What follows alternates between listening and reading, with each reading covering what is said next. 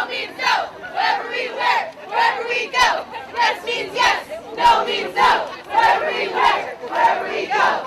Take Back the Night is an opportunity for the community to come together and speak out in support of survivors of violence and speak out against violence, specifically domestic and sexual violence. Take Back the Night has become a tradition for me. This would be my 6th Take Back the Night. Originally I was an Ithaca College student who marched down from South Hill, and as I've transitioned into becoming a local, it's something that is very strong for me personally and in my history, as well as just how monumental it is for this community, and so it's something that I make as a priority every year. We have an opportunity for people to come up and take the mic and speak out about how domestic and sexual violence have impacted their lives. You see, as long as someone can cite that it was what I wore, what I drank, where I went that caused that rape to happen, then they themselves would be safe, because they weren't going to make the same choices I did. They weren't going to make my mistakes. And you know what? I could really get my head around that, because I was one of those people before I was a victim. You know? I wanted to believe that rape wasn't that random. And if you follow this whole preventative list, you know, you're going to park your car in a well-lit area, you're going to walk with your keys out, walk with purpose at night, then it's not going to happen to you. But what I didn't know at the time of my rape that I now know is that most rapes actually happen in a person's home by someone you know. So if I was going to follow a preventative tip sheet, it would only have 2 things on it. Don't go home and don't let down your guard around someone you know or trust.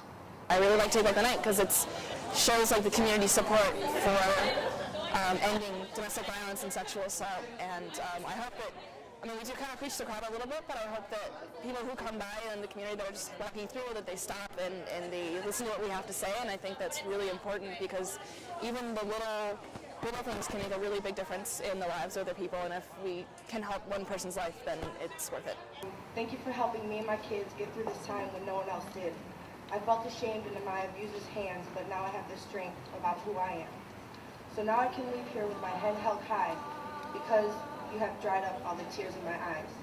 So thank you again for what you have done, so me and my kids don't have to run. Thank you.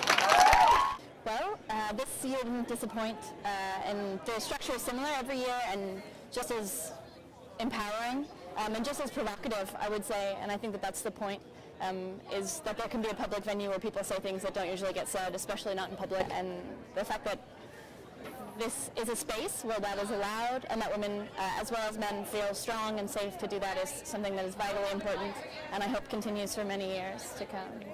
You know, I'm still crying through Lifetime movies and jumping when the toaster pops up. You know, I'm a hot mess. I just am. But I had to come here tonight for one thing. See, a year ago, I was more of a mess. And I shook so bad from post-traumatic stress that I sat on my hands right there. And I heard you come and share your stories. You took to the mic and you shared your stories of survival and strength. And I'm telling you, that is the first time since my whole ordeal started that I started to believe that my life wasn't over, and that actually I could get on the other side of it. So I did come here tonight to thank you, because I see many of those beautiful faces here tonight. I don't know how you could not be impacted in really a strong way, and hopefully it'll grow, continue for the future, and it'll be safer, and that people will continue to speak out. I think that I was inspired. I was reminded that there's so much to give every day, and just to be open to. I think it'll show people in the community that it's okay to come out and speak to someone. It promotes the Advocacy Center, which is really, really big, because that can really help people who are in a tough situation.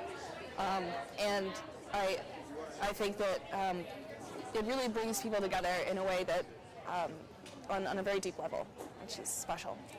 Well, I just hope that it starts conversations, because really that's the best way to prevent sexual and domestic violence is by talking about it and letting people know that it's not okay and that we as a community are not going to tolerate it. And so if every person that leaves here goes out and tells another person, you know, like Allison said when she was speaking, if you leave here and you tell people where you were tonight, then that's going to start a conversation. And there is a ripple effect. You know, there's a ripple effect to rape culture, but there's also a ripple effect to doing things right. There were definitely a lot more people here than last year, and it was really awesome when we all got out into the circle. I was like, wow, there's so many people here. Like, there was a lot of people last year, but this year, like, it was noticeably different. So it was really encouraging to see, even like every year, there's like more and more support for it. And this is only my second year, but I'm hoping that trend continues because I think it's really great. Like, I really like coming. It's a little emotional, but I still like to come out. And I think it's great we're doing Take Back the Night, but Ithaca, we can do better. We can take back tomorrow and the next day and the next day after that by speaking out for people that don't have a voice.